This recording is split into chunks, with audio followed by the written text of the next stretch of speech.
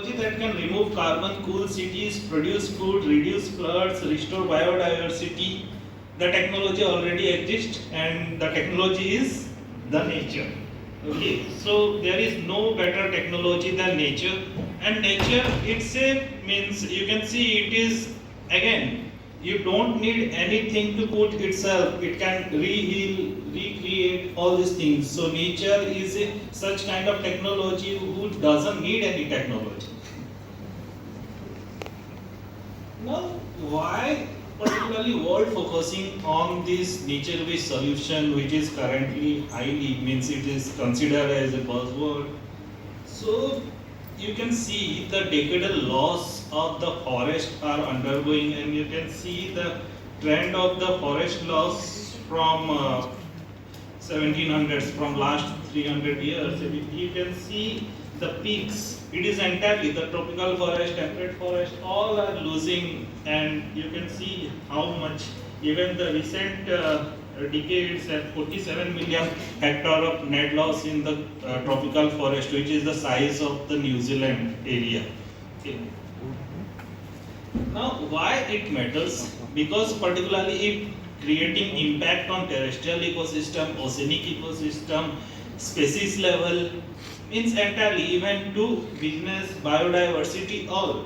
So I am not entering into much detail. All of you can have better idea that how this nature has creating impact, but how business is impacted because of biodiversity. That is the main thing.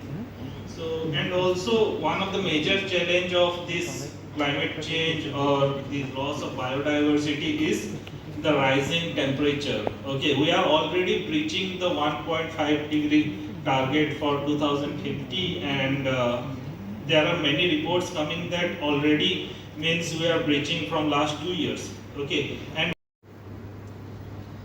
now the global risk report also highlights short-term and long-term risk, and you can see the long-term risk include the extreme weather events, biodiversity loss and ecosystem collapse, critical change.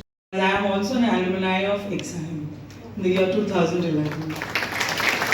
So, walking down the streets of in the lanes of XIM, really, I did have goosebumps after a couple of years. So, basically, just to introduce myself, I am a BCom graduate with a master's in mass communication, with an MBA from XIM, and pursuing my career in skill development as the director for last 17 years. So the kind of resilience, my career speaks in itself. So not only the nature, the situations which come across, we face, teaches us how to bounce back and what best we can make out of it.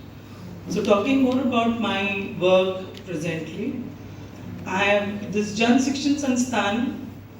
This has been a project of Ministry of HRD since 1953, and we have been working for the downtrodden, the Shramiks, to provide a livelihood by providing them some kind of a skills in the campus to the families of the Shramiks who were placed in some of the manufacturing units or industries. Later then, by the year 2000, it was renamed as Jan Shikshan Sansthan. It was earlier Shramik Vidyapit. Then when Jan Shikshan Sansthan came into existence, then the focus little bit shifted from skill development training from the Shramiks to the deprived sections, that ST, SC, OBC minorities and other BPL categories. I usually, so to say, our target for the year is training 1800 students a year with different skill development, NCVT approved curriculums. So, and of course, we focus on reviving and modernizing traditional biodiversity linked skills, handicrafts through natural dyeing, and of course, we promote herbal medicines through skilling. We have some 83 NCVT approved curriculums, and herbal medicine is also one of them, which we try and propose to the beneficiaries and the downtrodden to take up so that the healing can be done at home. without being doctor. And of course, the word goes recycling, cycling, repair services. This is a circular process. The impact at the grassroots is like we built a workforce that can withstand economic shifts, automation, climate-related disruptions. For example, I did a training to scheduled tribes at Parivartan for the Subarna Rekha irrigation project, where the rehabilitation resettlement was supposed to do. It was not a nature-based, so to say, problems created by the nature, but again, as our father said, the infrastructure had to be made.